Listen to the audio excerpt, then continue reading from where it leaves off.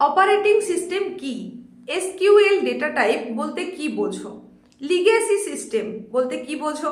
এই যে গুরুত্বপূর্ণ প্রশ্নগুলোর কথা বলছি, এই প্রশ্নগুলোর মতোই আর কোন কোন গুরুত্বপূর্ণ প্রশ্ন যেগুলো পরীক্ষার ঠিক আগের মুহূর্তে দেখতেই হবে, সেটা জানতে হলে এই উপস্থাপনা একটু স্কিপ না করে সম্পূর্ণটা দেখে নাও। তোমাদের মডার্ন কম্পিউটার অ্যাপ্লিকেশন এই বিষয়ের উচ্চ মাধ্যমিক 4th সেমিস্টারের লাস্ট মিনিটের একেবারে বলা যায় ধুন্ধুমার সাজেশন নিয়ে হাজির হয়ে গেছে আমি, তোমাদেরই এসপি ম্যাম। দেখো, এখানে তোমাদের যেটা থাকছে সেটা 2 মার্কসের কোশ্চেন থাকছে, 3 মার্কসের থাকছে এবং থাকছে 5 মার্কসের কোশ্চেন। আর যেটা তোমার কোশ্চেন বুকলেটে কোথায় থাকবে, 3টে বিভাগে থাকবে। সেখানে সেকশন এ বা বিভাগ কতে থাকছে 2 মার্কসের কোশ্চেন, সেকশন বি বা বিভাগ খতে থাকছে 3 মার্কসের কোশ্চেন এবং সেকশন সি বা বিভাগ গতে থাকছে 5 মার্কসের কোশ্চেন। এইবার মজার ব্যাপার হচ্ছে 2 মার্কসের কোশ্চেন তোমাকে দেওয়া থাকবে 6টা, তার মধ্যে অ্যাটেন্ড করতে হবে মাত্র 3টে। এবার 3টে ইউনিট তোমাদের রয়েছে, সেই 3টে ইউনিট থেকেই 3টে প্রশ্ন আসছে। সেগুলো তুমি পাচ্ছ কোথায়? তাহলে বিভাগ কয়ের 1-এর দাগ, 2-এর দাগ, 3-এর দাগ, প্রত্যেক দাগে 2টো করে প্রশ্ন থাকবে, অ্যাটেন্ড করতে হবে একটা করে। মানে 1-এর দাগের এ বি, 2-এর দাগের এ বি, 3-এর দাগের এ বি, এর মধ্যে যে কোনো একটা করে তোমাকে অ্যাটেন্ড করতে হবে। সেম প্রসেসে থাকছে 3 মার্কসের কোশ্চেন। সেখানে তুমি খ বিভাগে 4-এর দাগ, 5-এর দাগ এবং 6-এর দাগে প্রত্যেকটাতে এ বি করে 2টো করে প্রশ্ন পেয়ে যাচ্ছ। মোট 6টা প্রশ্ন, অ্যাটেন্ড করতে হবে 3টে।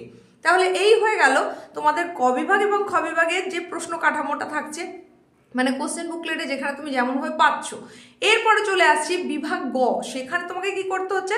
সেখানে থাকছে 5 মার্কসের কোশ্চেন। 5 মার্কসের কোশ্চেনের জন্য তোমার থাকছে কি? তাহলে 7-এর দাগ, 8-এর দাগ এবং 9-এর দাগ। 7-এর দাগে 2টো প্রশ্ন দেওয়া হবে, করতে হবে একটা। 8-এর দাগে 4টে প্রশ্ন দেওয়া হবে, করতে হবে 2টো। 9-এর দাগে 2টো প্রশ্ন দেওয়া হবে, করতে হবে একটা। এইভাবে 5 মার্কসের মোট 4টে প্রশ্ন তোমাকে অ্যাটেন্ড করতে হচ্ছে। তাহলে 2 মার্কসের 3টে মানে 6, 3 মার্কসের 3টে মানে 9 এবং 5 মার্কসের 4টে মানে 20। এইভাবে টোটাল 35 মার্কসের কোশ্চেন তোমাকে রেডি করতে হচ্ছে, মানে এর উত্তর তোমাকে দিতে হচ্ছে। আর সেই যে 3টে ইউনিট বললাম, যে 3টে ইউনিট তোমাদের রয়েছে, সেখানে হচ্ছে বেসিক্স অফ অপারেটিং সিস্টেম, এটা রয়েছে। সেখানে রয়েছে ডাটাবেস ম্যানেজমেন্ট, আর রয়েছে ফাউন্ডেশন অফ এআই বা আর্টিফিশিয়াল ইন্টেলিজেন্স। তো এই 3টে ইউনিটের প্রত্যেকটা থেকে কিন্তু 2 মার্কসের কোশ্চেন থাকবে, প্রত্যেকটা থেকে 3 মার্কসের থাকবে, প্রত্যেকটা থেকে 5 মার্কসের কোশ্চেনও থাকবে। শুধুমাত্র তোমার ইউনিট 2 যেটা ডাটাবেস ম্যানেজমেন্ট, এখান থেকে 5 মার্কসের 2টো কোশ্চেন থাকবে, বাকিগুলো থেকে একটা করে। তো এই হচ্ছে টোটাল সিস্টেম। তার জন্য যে যে প্রশ্নগুলো করতে হবে এই শেষ মুহূর্তে এসে, সেগুলো এবার জেনে নাও। হাতে গোনা প্রশ্ন, সম্ভাবনার নিরিখে বাছাই করে নিয়ে আসা, তাই প্রশ্নগুলো তোমাকে দেখতেই হবে। 2 মার্কসের প্রশ্ন আমি 3টে থেকেই একেবারে পরপর বলে চলে যাচ্ছি, তোমরা একটু দেখে নাও। এই প্রশ্নগুলো কিন্তু পরীক্ষার আগের মুহূর্তে তোমাকে দেখতেই হবে।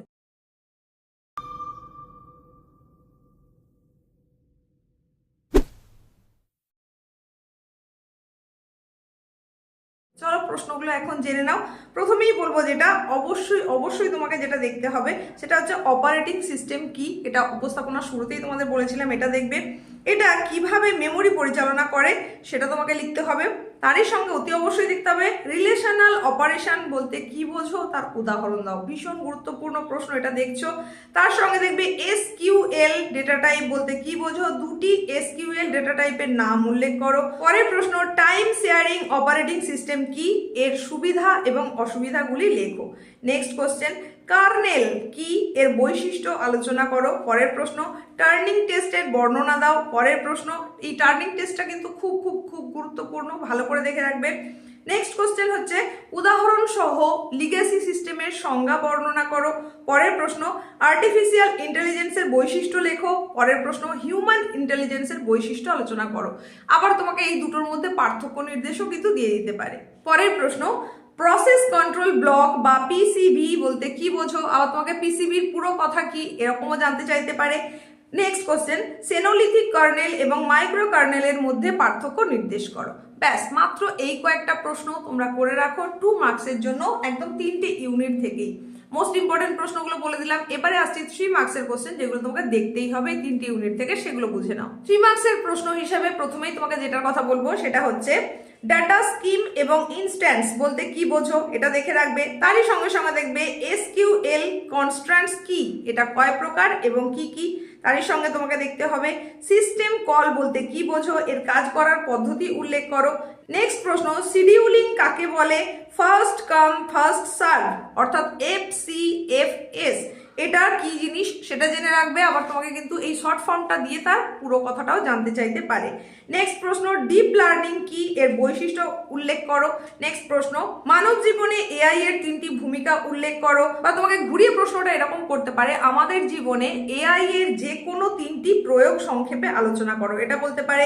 নেক্সট যে প্রশ্নটা অবশ্যই দেখবে সেটা হচ্ছে অপারেটিং সিস্টেম কিভাবে প্রসেস এবং রিসোর্সগুলোকে দেখে পরিচালনা করে তা নিজের ভাষায় বর্ণনা করো। এই কয়েকটা মাত্র প্রশ্ন খুব ভালো করে দেখে রাখো। তবে এই যে এসকিউএল মানে তোমাদের ইউনিট 2-তে যেটা এসকিউএল পোর্শনটা কিন্তু খুব ভালো করে দেখে রাখবে। এখান থেকে 5 মার্কসের কোশ্চেনও যেমন আসার সম্ভাবনা রয়েছে, 3 মার্কসের আসার সম্ভাবনাও রয়েছে। খুব ভালো করে এই পোর্শনটা কিন্তু দেখে রাখতে হচ্ছে।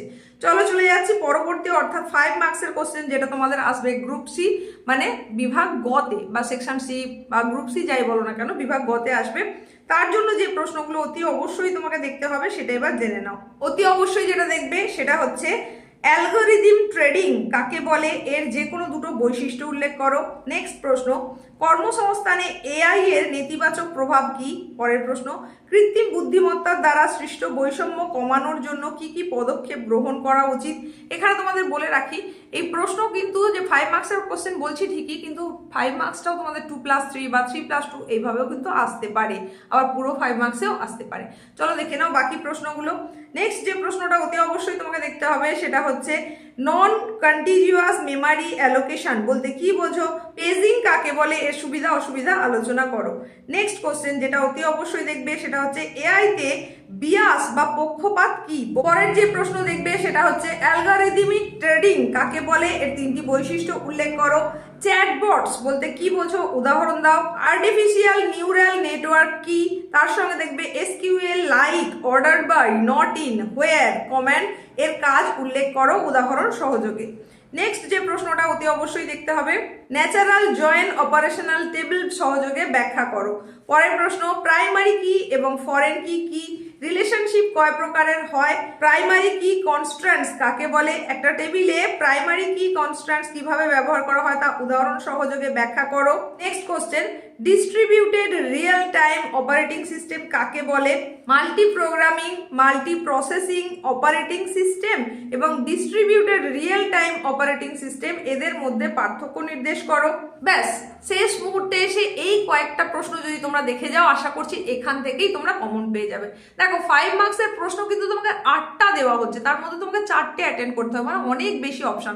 সমস্ত প্রশ্নের ক্ষেত্রে যেহেতু 2x মডেল তাই অপশন বেশি, সেক্ষেত্রে তোমার অতি অবশ্যই এই প্রশ্নগুলো করে গেলে সেখান থেকে কমন পেয়ে যাওয়ার সম্ভাবনা বেশি। যাদের যাদের এখনো অনেক কিছু বাকি তাদেরকে বলবো শেষ মুহূর্তে এই কয়েকটা প্রশ্ন অন্তত দেখতেই হবে। প্রত্যেকের জন্য রইল অনেক শুভকামনা, প্রত্যেকের পরীক্ষা খুব ভালো হোক।